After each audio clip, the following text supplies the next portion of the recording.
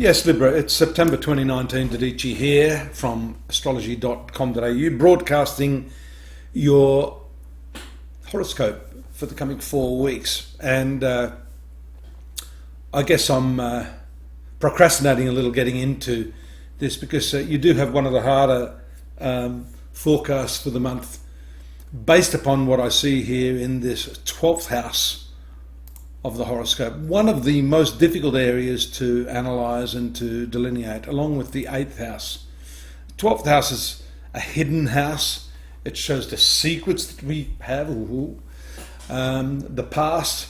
And with such a cluster of planets there, and also with the new moon having just passed in very late August, you'll be viewing this part of your life in a very, very different way. The fiery planets, Mars and Sun. Mars is under combustion.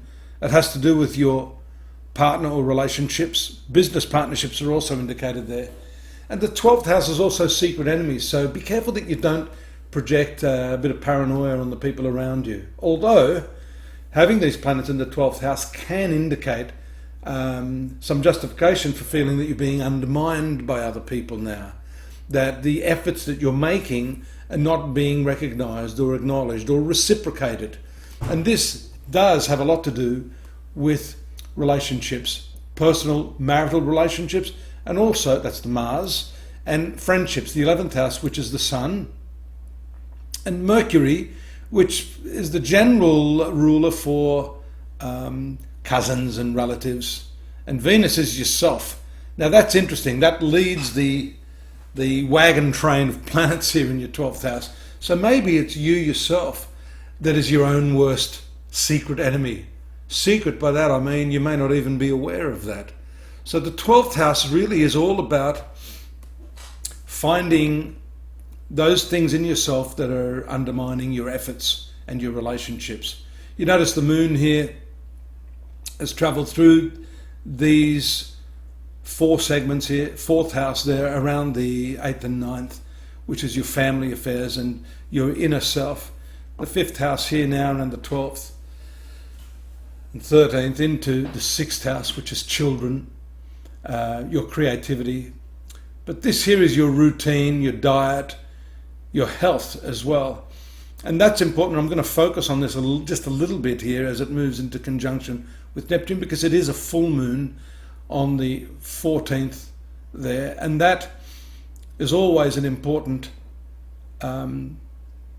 aspect in terms of the planets. The moon, in your case, rules your 10th house of career, and it happens to be full in the 6th house of workplace activities, co-workers, and your day-to-day routine. So I would suggest that that's going to be an important part of your process during this month. Notice your ruling planet, thank goodness you say, has moved out of this secretive place which is playing on your mind into your sun sign along with Mercury. Both very, very good planets, and this combination does lift the horoscope and your prospects in the second half of the month.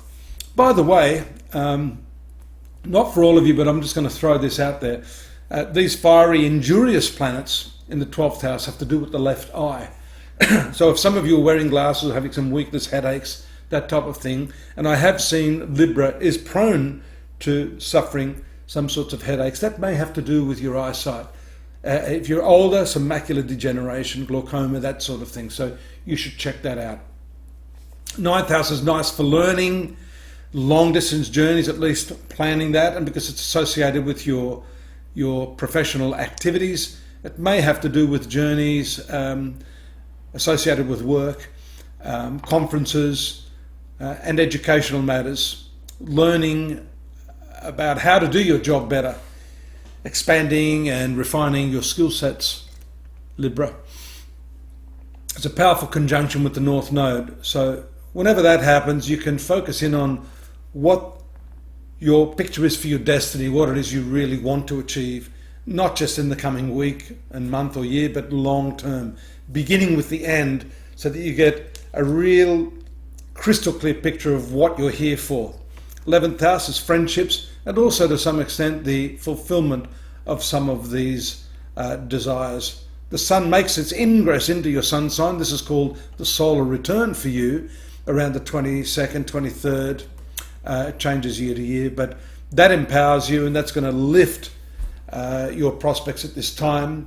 It brings that confidence back after that focus at the early part of the month being in this 12th house, all shifting out of here. And notice too, on the second last day of the month, a little bit of uptightness there with Mars, but on the second last day of the month, the new moon taking place here in your sun sign. That is significant, along with your ruling planet Venus and Mercury, indicating a whole new approach to the way you perceive yourself. You see, as these planets shift and move, and particularly if you've had that large cluster shifting all together, you see the focus away from self-reflection, going through your past, analysing where you've been, what you did wrong. If you use this information in the right way, you see they've shifted now to the sun sign position of Libra, which is giving you the tools and the opportunity and the power to actually affect the changes that you want in your life, and that can only be a good thing.